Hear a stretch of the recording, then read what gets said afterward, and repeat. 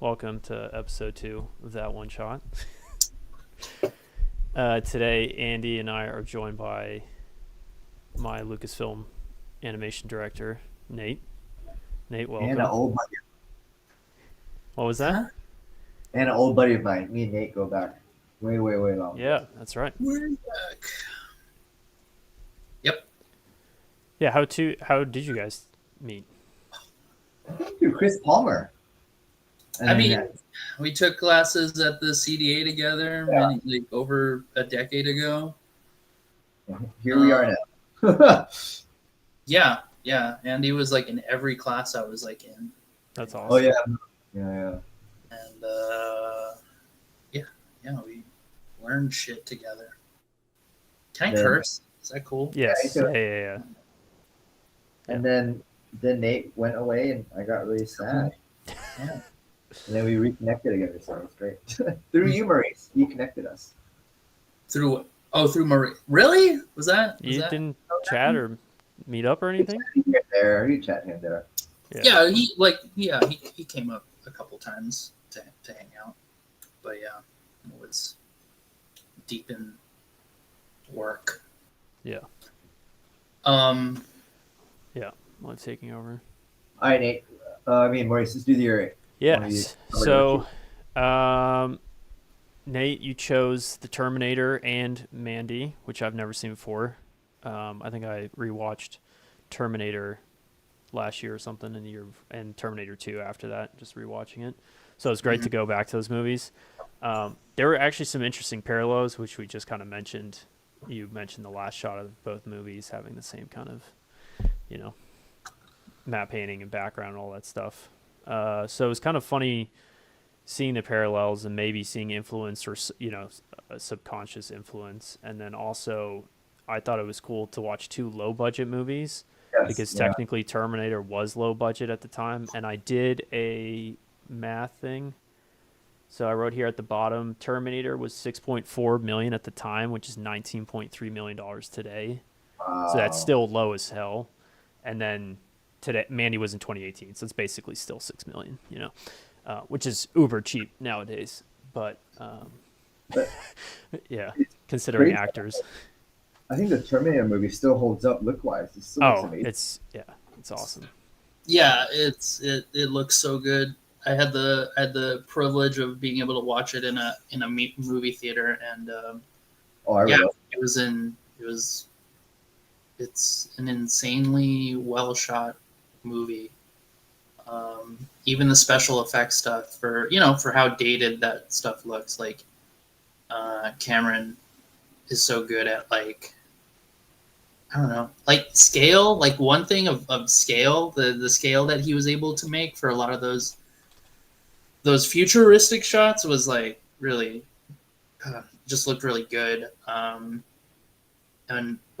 But what he does well, like in those shots, is obviously it's like, he can't have all the shots be like footage. Oh, I thought I was. Oh yeah, that's right. I'm sure that was me. Sorry. All good. He can't have like every shot be like this big special effect shot. Yeah. So right. He chooses his moments perfectly, and then in between those big moments are these like crazy frenetic, like tight close-up shots of like people like fucking like running and like feet falling and just like close-ups of like sweaty faces in darkness.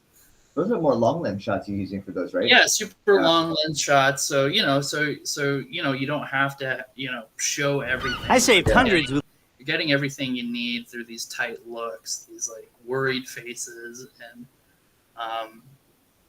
then the way he moves like the camera around is like super ingenious. And then picking the moment to like show, oh, there's a big robot killing everybody. It's and then the editing, like he uses the coverage really well. Like I like seeing like scenes shot economically, like and counting like the counting like the numbers shots he kind of uses like in a scene, and seeing how he's able to create a moment through literally just 2 shots. Yeah. It's like super cool. I did that for one of the Mandy scenes before the people show up, and just I counted the camera setups, and it was like 3 or something. Yeah. I put it towards the bottom of the deck, but yeah, super economical. I think that there's something really great to watching like the films back in the day, because like you said, they have to be so economical with their camera setups. That's all you got. I think, and I think we kind of, it's a little bit different these days with the more, I guess, I don't know, with CG stuff and boarding now. I think a lot of more newer stuff is more like more camera setups, you know. Yeah, you feel like you can do whatever you want. You know, you're not tied down by the limitations of a real world, which in some cases is like super. You know, like, you know, let the imagination run wild and go for it. But there's just there's a clarity to me. There's like a clarity in working this way that sometimes when you have like the whole world at your hands and you can do whatever, just, for me, my brain just can't like process it. Yeah. And I get frustrated and annoyed, and I don't want to watch it anymore. But like this is like my brain can like settle in a moment, you know, when it's kind of shot economically. Yeah. And there's like a pace to it. Yeah. Like I think that shot's fucking dope. Oh, look at that shot.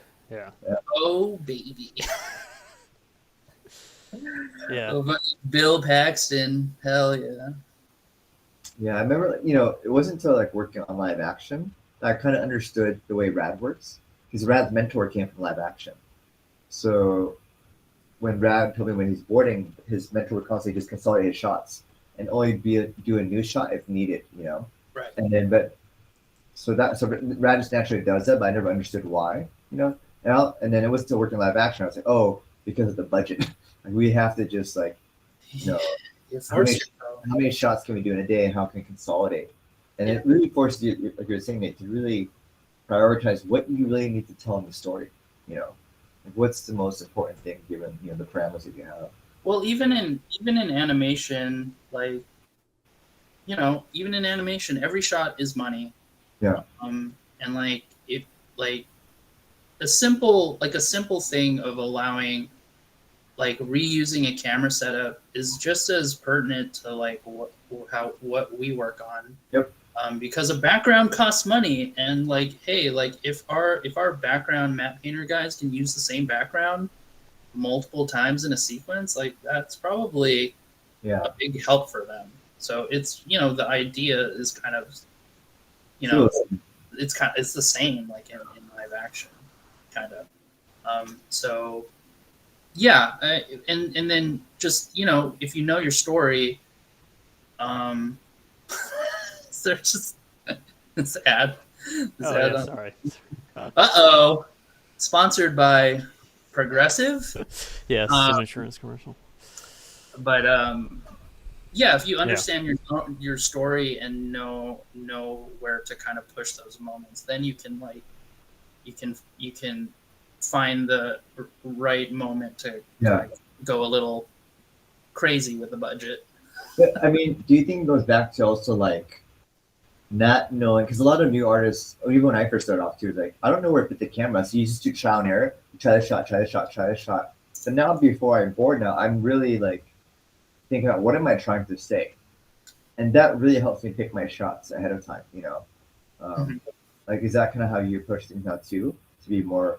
Then that kind of that doesn't limit you, but that's like knowing what you're trying to say is a parameter of what shots you're picking as well. That's what I'm trying to say. Well, I mean, we at the start of it, it's just kind of thinking simply. Yeah. Of, like what is actually happening in the scene. Yeah.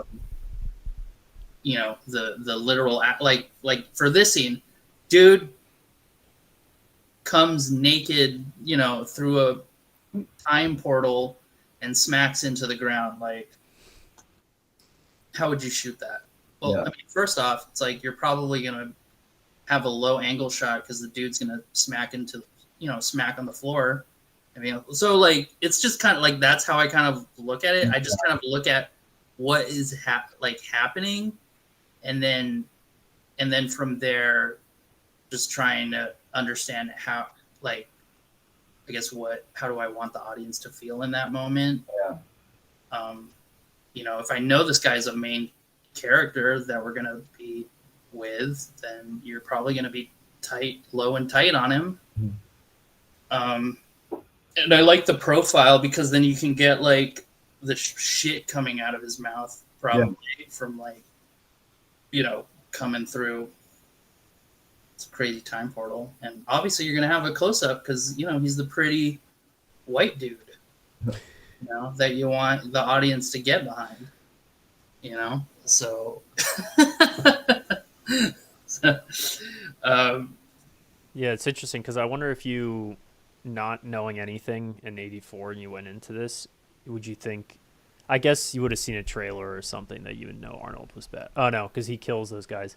It's hard to know like what this character actually is off the bat, right? Because he's not totally like right. He's running from the cops. Like it's not totally clear. It's still there is like some mystery. There's to it. Still some ambiguity to it. Yeah. Which I know. Like it's funny because I was talking about this earlier with Bosco also, like about like how wild must it have been like in 1984, like where you kind of like barely know anything about anything.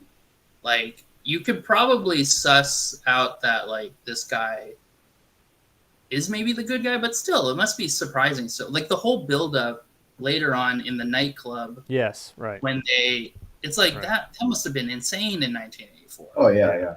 Holy, like what is gonna happen? Yeah. But and I I think to a degree it still works now, even with knowing the movie. It's just well done. I mean, the editing of that scene is like incredible. Yeah. I mean, the editing in this whole movie is incredible. Yeah. So. Yeah, and the parallel to Mandy is the longer takes, which is great. It's so noticeable in that film too. You can just let everyone act. Yeah. Just watch them. You just feel way more with the characters. It's not as I mean, one of the differences is I think Mandy really settles. Yeah. Into a moment. Like it isn't nearly as fast paced as Terminator. Right.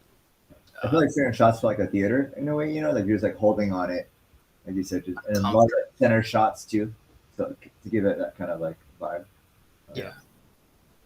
So Nate, did you have a one shot from Terminator that you would like remember first, or you would go back? Okay, so this is like okay.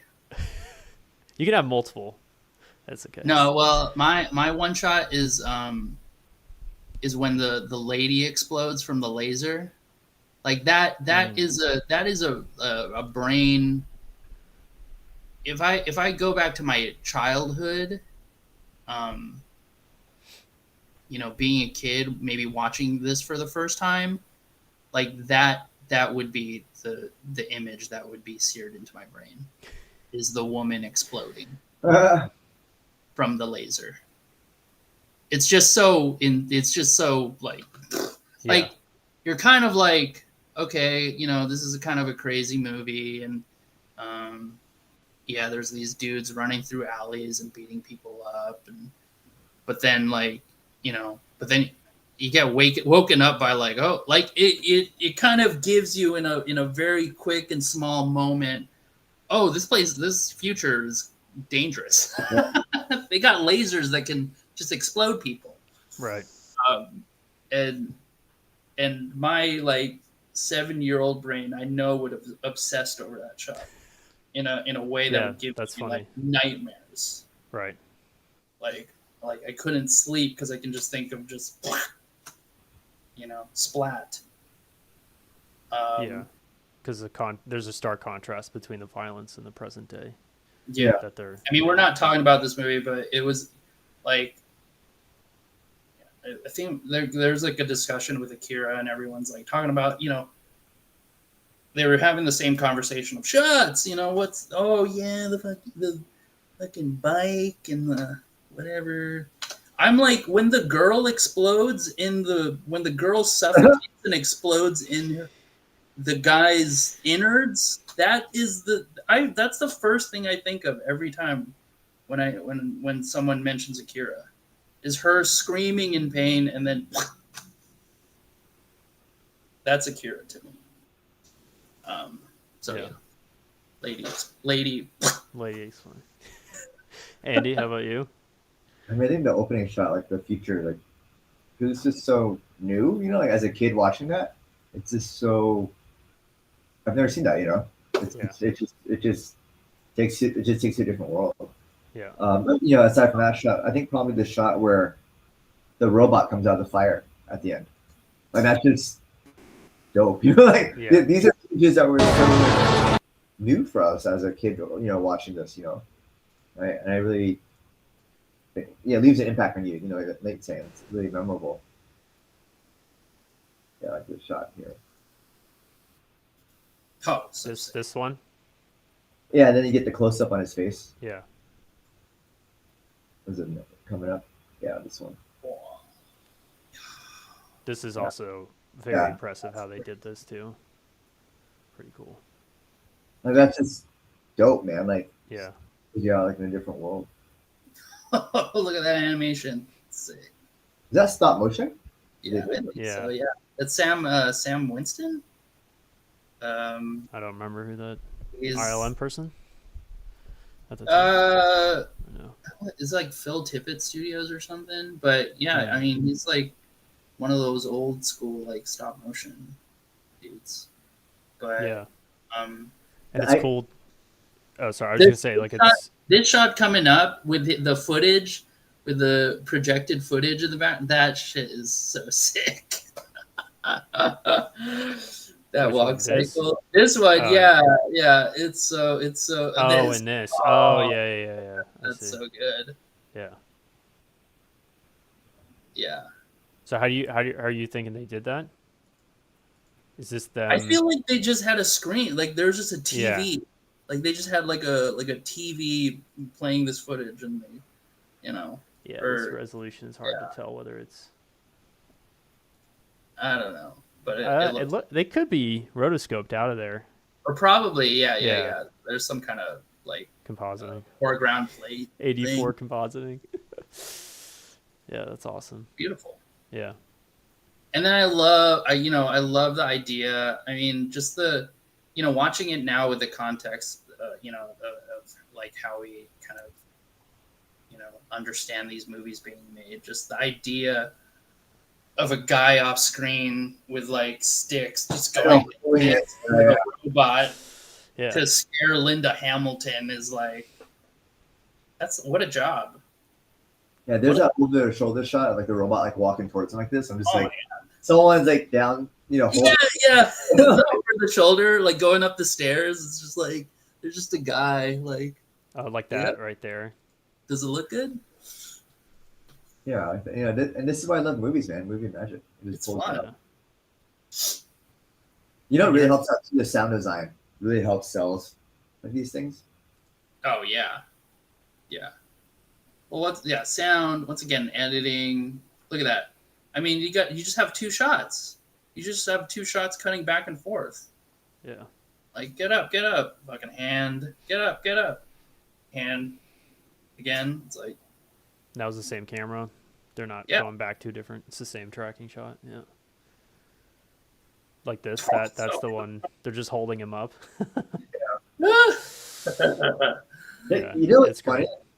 I do that for animation too. Like I don't want to draw the whole body and pose that thing walking out back and forth.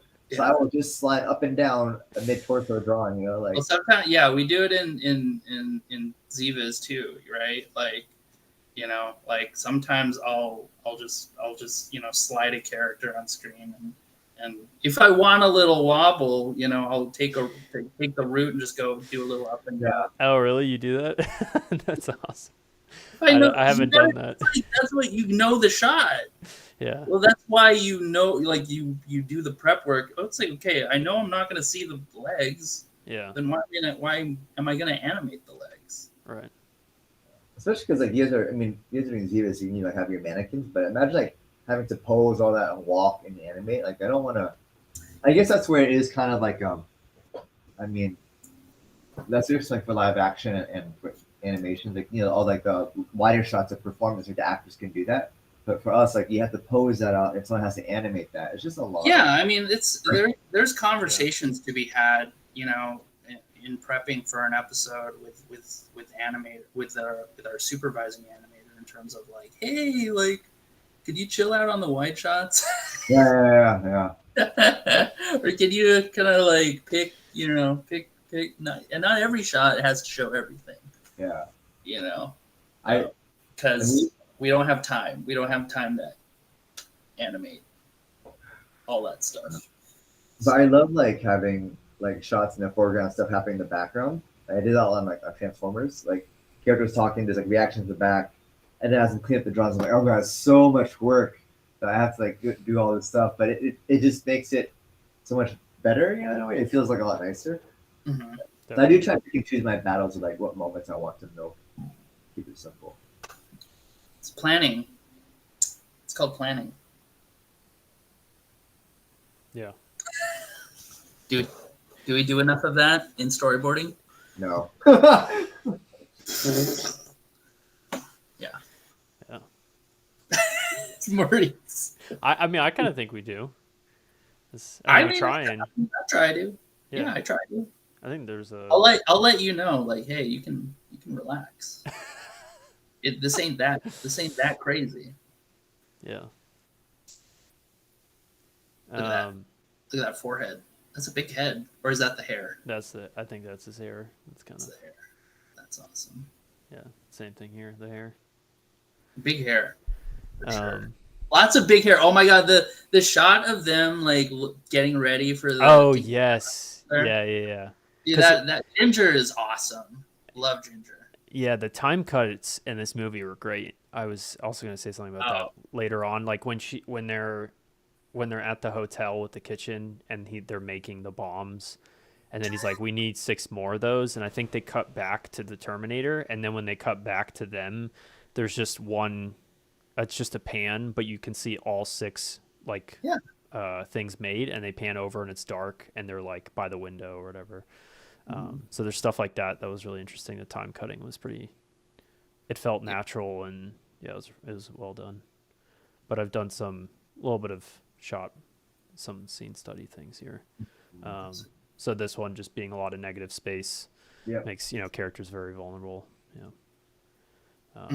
Dirty frame, which is pretty nice.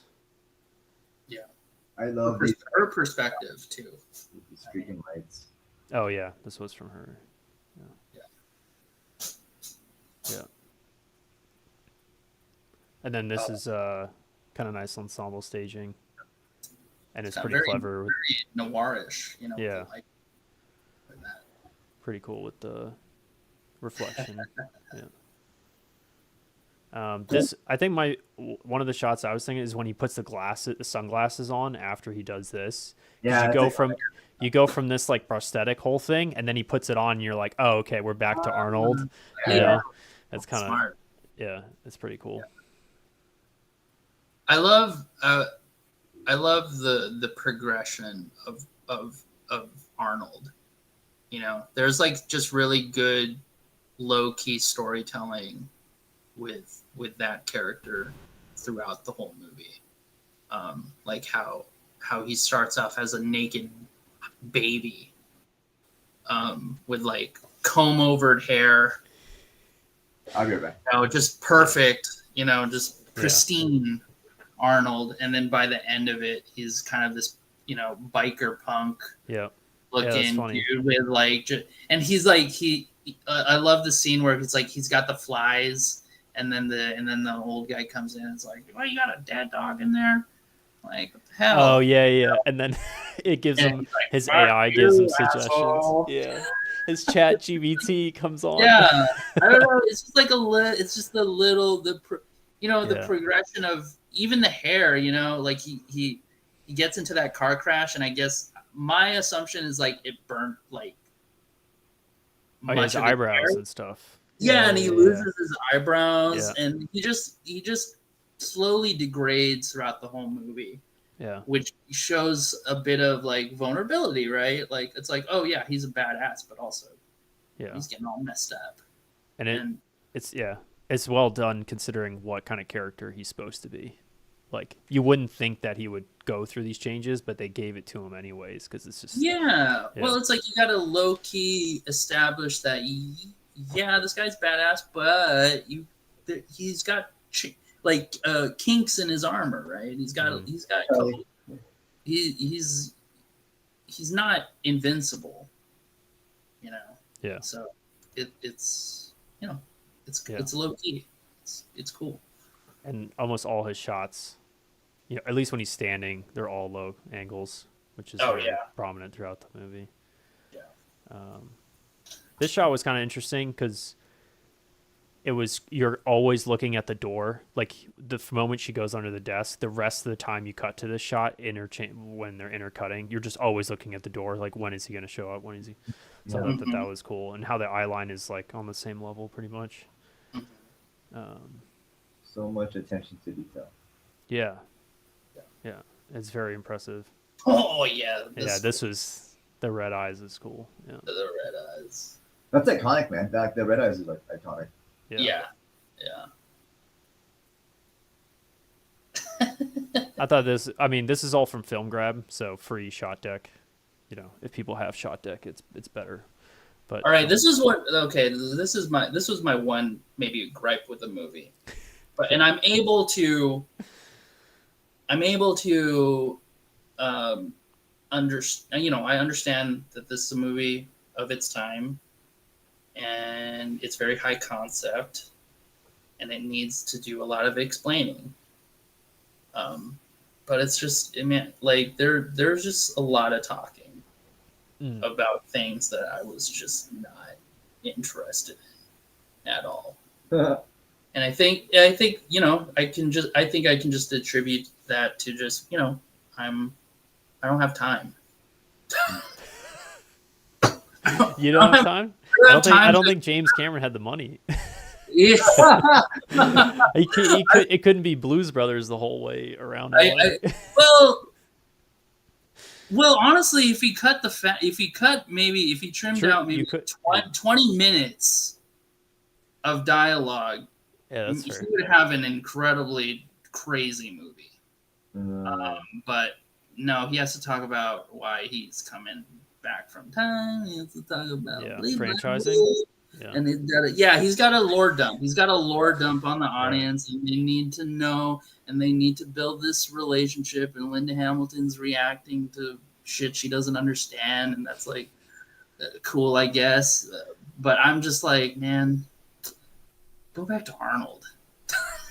I mean, that's why they gave us Terminator 2, right? It's like all Arnold for that. Yeah, that's true. I gotta go back. Yeah, I gotta check. We gotta watch T2 again and see how lean it is. Yeah. On this stuff, because it was, and when I say like the low point of the movie, that it's it's not bad, but it's just like them just sitting in a car hiding while he's talking about the history of his world is just like not interesting to me. It doesn't then him talking poetically about oh, I've never been in love with anyone because I'm in love with you. It's like get me out of here. His I've always been in love with you line or whatever. You're like, bro, you just met her. You got that Polaroid and you just met her. It's just like that was the one criticism I have. But it's very much an 80s. I mean, that's just I think that's just the time. Yeah. And the kind of movie the kind of franchise and movie that James Cameron wanted to make. So whatever. Like it's not that big of a deal. But I would say that in terms of story, like the first half of the movie was like the strongest. Yeah. In terms of like the world build, like the character stuff, like the establishing of Linda Hamilton's character, like just like who she was, her driving that stupid looking scooter and being a mess and Ginger, all that stuff, awesome. The cops, love them. You know, these weird cop bros, you know, with he's like when he asks for a cigarette and he's holding a cigarette. Oh yeah, that was that was amazing. Yeah. That's what I want. Yes. Yeah. And then it goes into the second half of lore that I just can't get behind, and I'm just not there anymore for that kind of stuff. I don't have the mental capacity for lore of most kinds. Which is why I love Mandy. All Yes. right, let's talk more about Mandy. Yeah, that's a great segue. So Mandy, first time watching it for me, so that was cool. Same. Yeah. I've never heard of this director. You know, I think he only did that one other movie. Only one other movie. He did a thing. He did a short for that Guillermo del Toro. Oh, I saw that on the Thing series. Yeah, he did one of those. Still waiting for his next one. Yeah, his IMDb says he's writing. He's on writing. It's just gonna take another like 10 years. So no problem. Yeah, but so my overall view of this film was if this was a video game or a what was I thinking, like comic book adaptation, it would have absolutely nailed an adaptation of like, you know, like a horror thriller kind of video game or comic book, because it was so stylistic and the color grading was so insane and there was no exposition. It was just like character and plot lines or story going forward, that I was like, this is what someone who would want an accurate, you know, adaptation of their like beloved story to be. There's no like pretense, like there's no need to go into detail about Exposition and stuff. Or trying to get the audience like to get on your shit. It's like you can tell like the director is just like, I want to make a movie that I would enjoy. Yeah. For me, like for, you know, me personally, this is the movie that I want to make. If people like it, people will like it. Yeah. But, you know. And in the interviews, a couple of the actors were talking about how they saw the director's previous film and they were like, we like what he's doing here and he's got a vision and it's, you know, stylistic and stuff. So the fact that he did one movie and then he got Nicolas Cage on board, it's like Nicolas Cage was originally supposed to be the cult dude also. Yes, yeah, that's right. Which was pretty interesting. He was like, no. He had to convince like Thanos to be like, I think Wow. It is. But which is great, which is crazy too, because then the cult dude I think the lore is that he's actually in a cult, or he is an actual cult leader, or has history of being in a cult. And the actor? The actor that played that dude. I think. Okay. There's interviews with that dude. Yeah, because he's an interesting fellow. Yeah, because Nicolas Cage said he related more to Red, the character he played, than the Jesus like cult. Yeah. So yeah. And this was did you guys see that movie Pig, or The Pig, where he's like that chef? No, I haven't seen that one yet. I saw that and I was like, it's like John Wick but chef. You know, he's just like retired. It's kind of, it's similar. That's where the Nick Rage or whatever they said in the Nick Rage, your Cage Rage or something. I don't know, because he's been doing all of these like types of, you know, angry, just screaming at the camera like a crazy person. So I guess he referred to that, you know, his experiences and stuff. But yeah, super stylistic. It was kind of like 15 minutes. yeah, it was kind of. I mean, it's totally different. Color grading was out there and very vibe, and you were definitely seeing the whole film from her perspective up until she dies, Yeah. which is really really interesting. And even this shot was really interesting when she comes up out of the lake, and you're kind of like, are you about to do something to your husband, or? And then it was like, fine, nothing happened. And I think there's some like some level of like clairvoyance or some. I think there's some like subtext of like weird magic and wizardry that, you know, like in my head, it's like I built her up as some kind of like witch, right, you and know. she's reading this like weird book as well. Yeah, like there's some like, you know, obviously it will never explain what it is, but in my head canon, she's some mystical like figure that has, you know, this knight that she fell in love with, the knight being what's his face, like being Nick Cage, you know, this protector, and that's kind of like how I see them as. Yeah. And then you got a crazy Jesus freak. Yeah. It was pretty. Do you have a shot, Nate, from this film?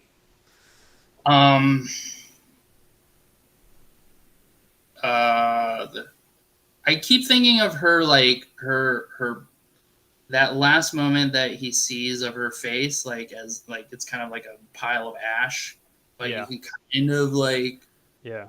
see her Yeah. in it, and then she just kind of fades away, and like that's like I always kind of think of that shot, and it's such a precious shot, and it's such a sad shot. Yeah. I imagine like setting up a shot like that would be very difficult. I don't know how like how do you I don't know. I don't know if it's CG or there's some kind of special effect, or if they actually have this thing that just crumbles. That'd be insane. Like, but that shot is what I think of. And then I actually one of my favorite shots too is when they're together for the first time, like she's doing her drawings. Yeah. Right. And then he comes up behind her and he kind of spooks her.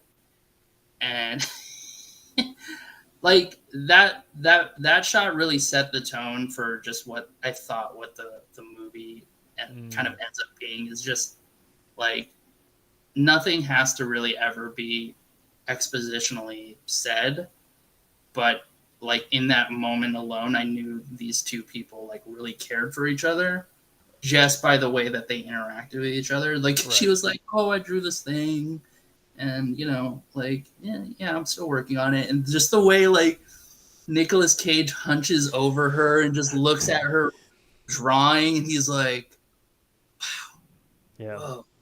And he's just like enamored, and then he like looks at her and he looks at the drawing, and he just has this stupid looking face of like, yeah, that's really cool. I was just like, by that instance, I was like, I think I like this movie. Right. Like, and they did that for all their shots when they're together. Yeah. Like the shot. Yeah. And even the way they talk to each other is like, I feel like we should move away from this place. She's like, no, I like it here. Whereas that would be pretty contentious if you were like, I want to move, and the other one's like, no. Yeah, I mean, you can tell that these are two very, these are two individuals that have probably been through a lot of bullshit, and they heavily rely on each other to just cope with fucking reality, the reality that they live in, and they've created this kind of sanctuary for themselves. It's kind of it's a beautiful, but you can tell it's kind of, there's sadness behind it also, and that they rely heavily on each other. And when one of them dies, Nick Cage snaps and becomes an absolute monster. Yeah. And you unravel, oh, this was probably who he was before her. just a fucking psychopath. Yeah, which the alcohol alluded to. Now that you say that, that makes Well, total the sense. first with shot, the alcohol. first shot, like even the first shot of Nick Cage, just that little gesture of like the dude trying to give him a beer, and he's yeah. like, "No, thank you." You like even that gesture told me something. Right. I was like, "Okay, there's something Yeah. with this dude." And that was And it's one just shot. like it's one shot. I was Yeah, like, it's "Holy one shit." shot. And then in the wide, I have it here somewhere. This one. And then he gets the giant bottle of, whatever, vodka or something, and then you're just like, "Oh my god, he is He's no longer spiraling. sober." This man's spiraling. He's spiraling. Yeah. He's going down a dark, Yeah. deep, dark hole. Yeah. Andy, do you have a favorite shot? When he's killing the guy with the axe, it's great. In the forest, Yeah. like silhouettes. Also, I mean, one of my favorite shots, but actually the shot of her coming out of the water in the lake, and when you Yeah. showed her, because I was like thinking about the casting. Her face is just so, just unique in terms of how it looks, Yeah. And it just says a lot about the vibe and. It's like hypnotic. It's like Yeah. she's got him under her spell. And they have some eye thing. I couldn't tell what this. I noticed it when I was looking at stuff again. Yeah. But this, like, they put a lens on her, a contact lens or something. Like, it looks different than this eye, which I didn't quite get what that was. Oh yeah. I don't know if it's like something, because I don't know. There's like like LSD or something. Like, there's an LSD that like does some crazy shit with their eyes. So I don't know if they. Oh, that was she was before. doing- That was before. Yeah, that was so. Then this scene is when she gets the drop, and then the whatever scorpion thing that was. Holy shit, Yeah. that was intense. And then that whole like, I mean, the cast of the I mean, everyone just dropped every out of their mind. character, there's just something like Yeah. a little detail or a little history that you can like mine from each character, even the cult people. Like you can, you kind of want to know more, but at the same time, like you probably shouldn't. Yeah. And Yeah, that's exactly. It's just just drugs and weird shit, and everyone gets it. Like everyone, for like since the 50s or something, you would understand what the hell is going on. yeah, This scene was crazy with her in the bag, and then obviously spoilers being lit. I mean, that was just. I thought she was dead when she was in the bag. And then they started going to, and I was like, hell fucking no. And then it starts moving, and then I was like, okay, she's not in it. There's actually the other one who just did the Russian roulette thing, and then it wasn't. Oh, so no. so when you were telling me about the shot, with her skull or like her decomposing, I was like, I couldn't quite tell if that was her, and then I was like, still had my hopes up, and it's just no. Yeah, No, it's totally dead. Yeah. Which it's like it never really tells you, right? Yeah. You're just it's like it's a movie where you're really squinting and trying to understand the details that are happening, and before right as you're about to get it, you're gone. You're into the next moment, Yeah. and that's the whole kind of movie. But you're constantly, sucked into each scene. Yeah. By some weirdness that's happening. Even like you feel bad for him. Yeah. I mean, Yeah. you're like, to me, it did so well to invest you in this relationship that these people, this life that these two have created for themselves, that when she finally gets lit up, you're just like, fuck. Right. It's like these people were just trying to get away. These people were. They moved out there.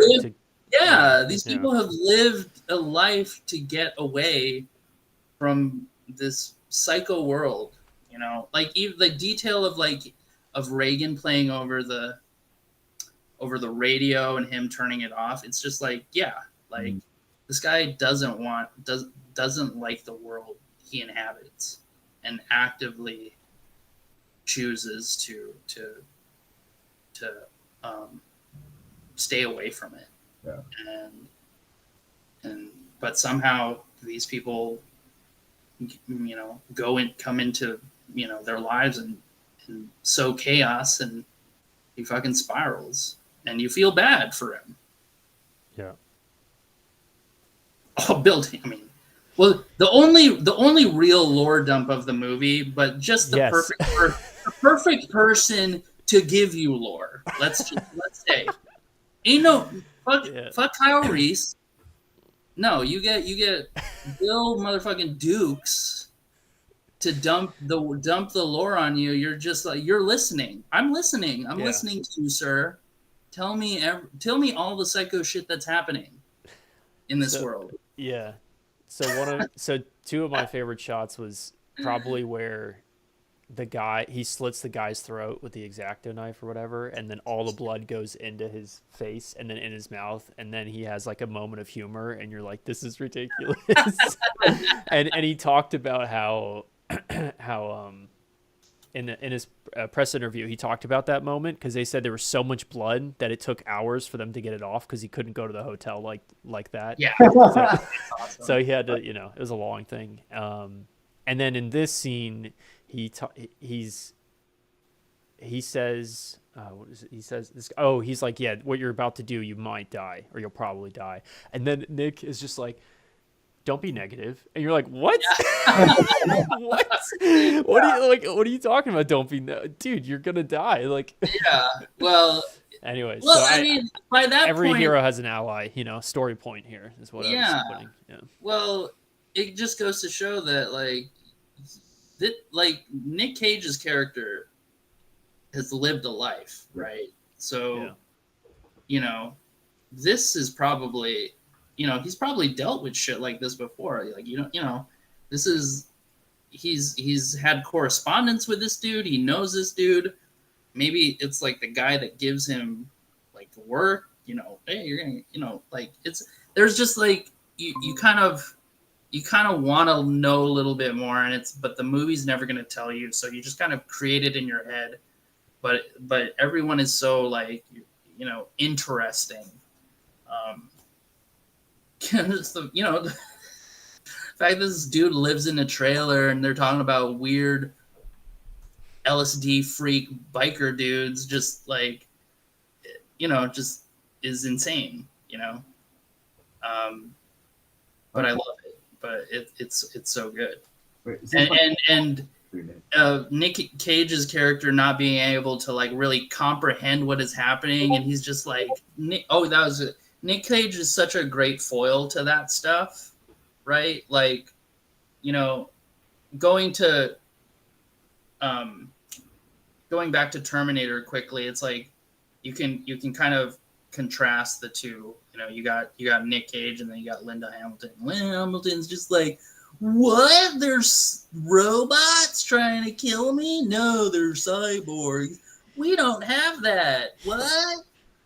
And then you go to Nick Cage going like, yeah, there's like these like dudes that are killing prostitutes and leaving them on site. And Nick Cage is just like cracked out of his mind, like, yeah. Fucking Jesus freaks, man! Like LSD, like he's still trying to comprehend what just happened to him. Right. And he just witnessed. It's just way more interesting. Yeah. And, he's a very good actor. Yeah.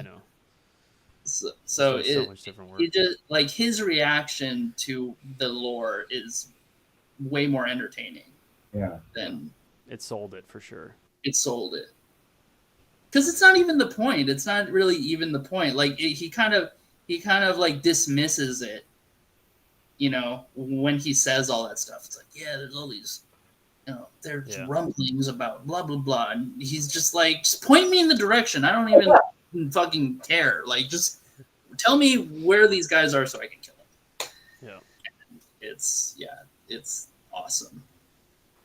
And then the axe making scene. Yeah, that needed no exposition. He just all of a sudden had this whole template, and it was amazing. And he was, a master. That was blacksmith. That's his mind. That's like his mind manifesting itself into this weapon of mass destruction. Like that, he's had that. That's been within Nick Cage. That's been within, what's his name in the movie? Red, I think. Red. That's been within Red. this whole time, and now he finally has to unleash it on the video. And covered in red blood, as you said that. yeah, Right. and it go like one of the metal nerd things is that the shape of the sword is based off of there's this metal band Celtic Frost, and it's based off of the F. Oh, yeah, because it looks like an old battle axe. Like the shape of it is a. Yeah, it's an insane shape. Yeah, and it's funny. I like how it's all like chrome. There's like not a Yeah. handle. It's just all It's just chrome. It's like you're not gonna even give that thing a handle. It's like, no, I don't need it. This scene was like wild. yeah. Actually, I forgot to say. Probably one of my other favorite shots was when the villain takes out his chainsaw, and it just slowly is longer and longer, and you're just like, this is great. Yeah. It's Yeah, awesome. man, and what a face that dude has. Like, there's a shot where it was like silhouette Mm-hmm. on that dude, and he has like this kind of like underbite, and he looks just like a cartoon. Like, it's like, where do you find this guy? Like, Yeah, let me see if I can pull it up. he looks insane, and he's just like laughing maniacally. It's like, oh my god, that's awesome. Okay, it's not good quality, but I got it. I have to leave in like 5 minutes. Oh, Okay. okay. Nah. What? Do we do Terminator 2 next week? That'd be awesome. Kind of want to watch that again. Yeah, I asked my brother if he wanted to come on next week, and I kept telling him pick a movie, and he said the first Predator.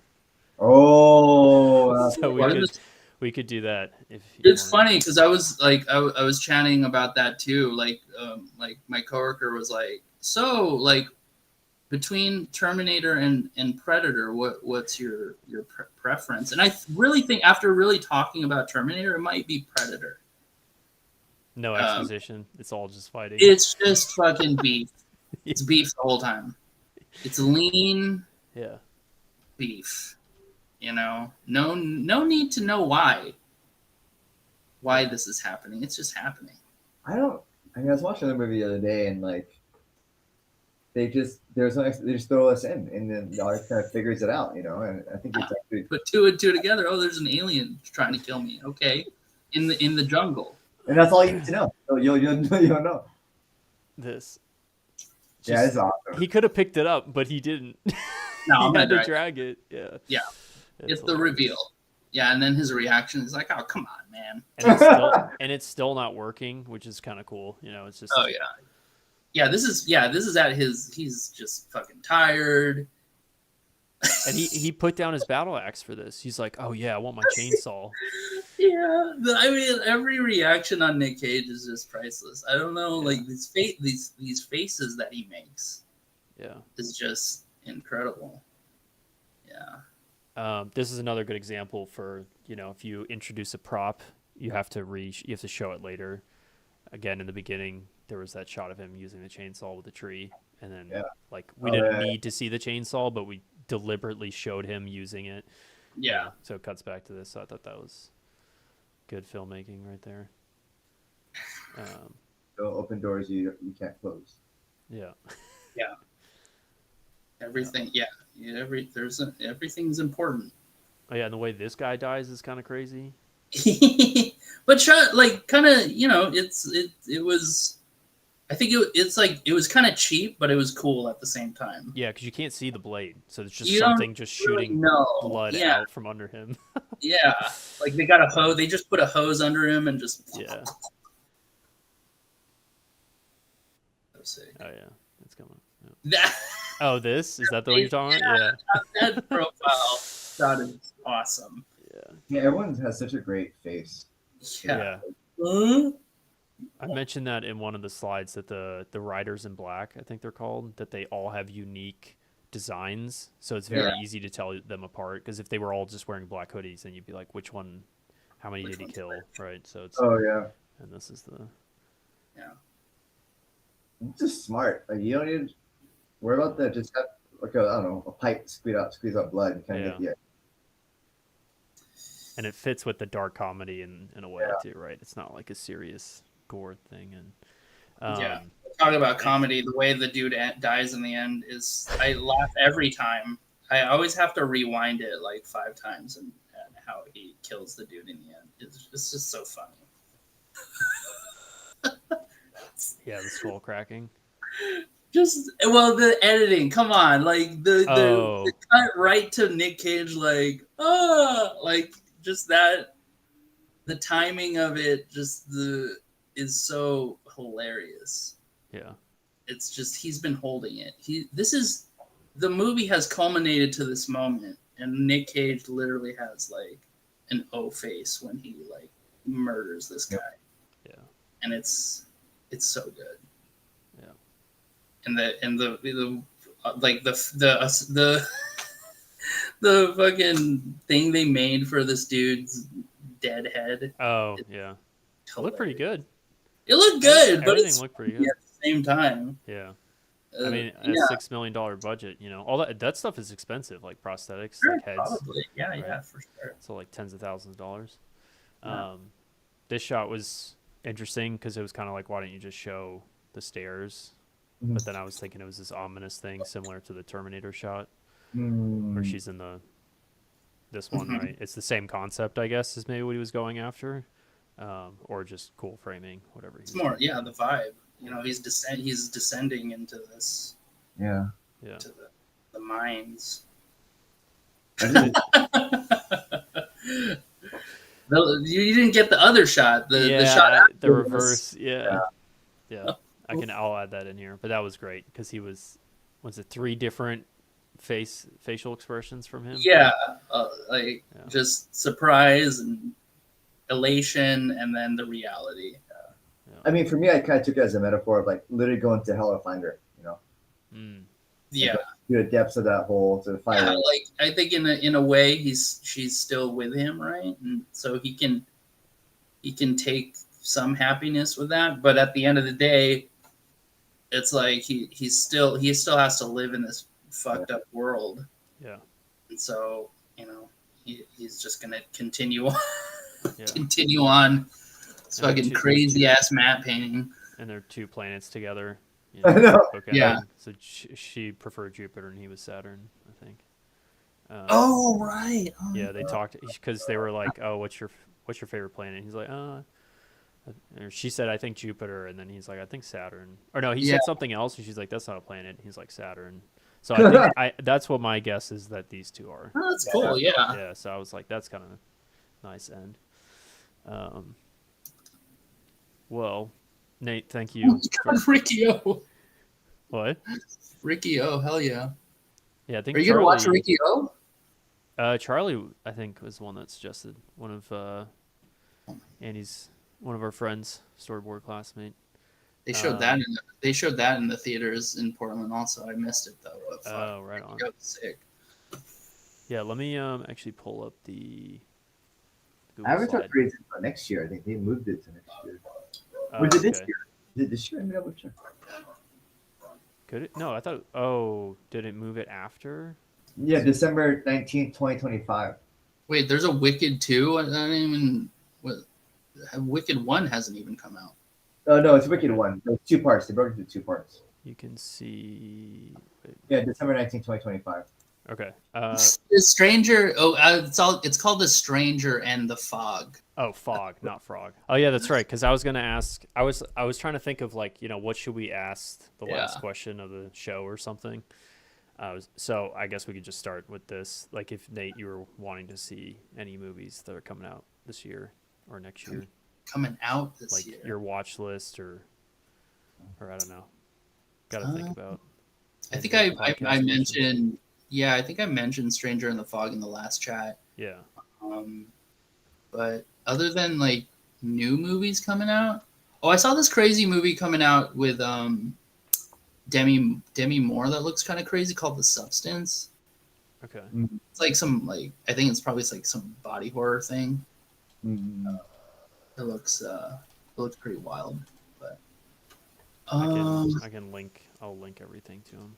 But I really, I think I mentioned I mentioned Gloria also. Danny Boyle and Sam Mendes were those guys. Do you think by like 28 years later, so if there was like a zombie apocalypse, like 28 years later, how many zombies would be left in a zombie apocalypse? I think they would die eventually. Yeah, they're just decomposing people. They're just going to be moosh by, you know, a year later, right? Like, so if they're, I mean, Walking Dead's been going on for like 10 years. oh my God, well, let's not Guess start all that depends. conversation.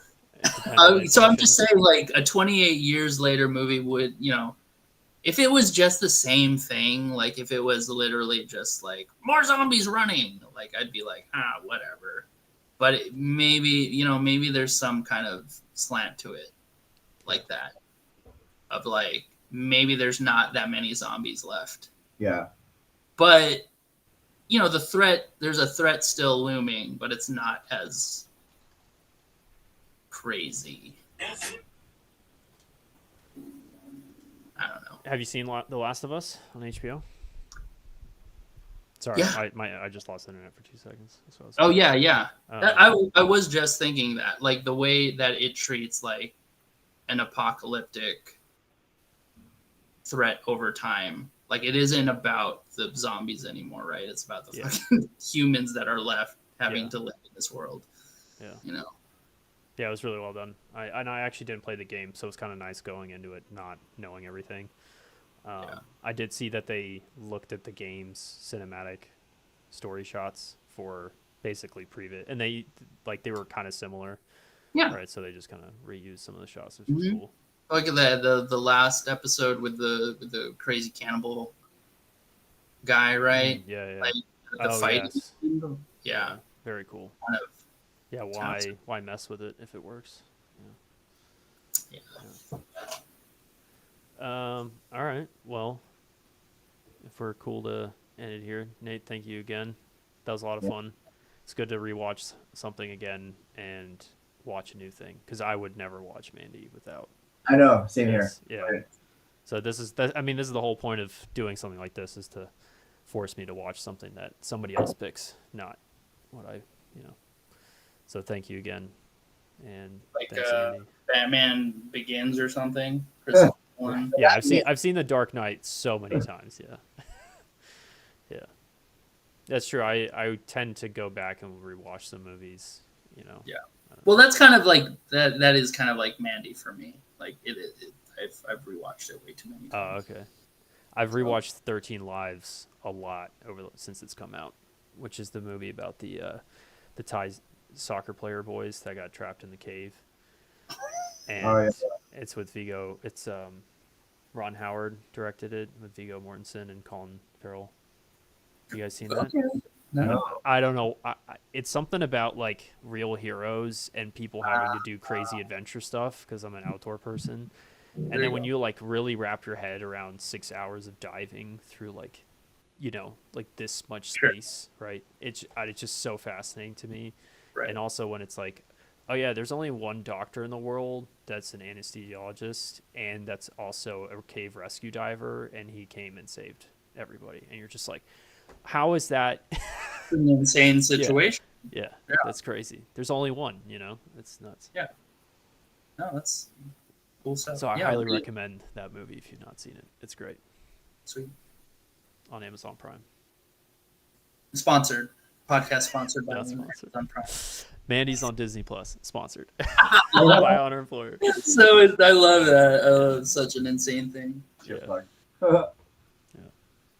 Cool. All right. Well. Cool. Yeah. So next time.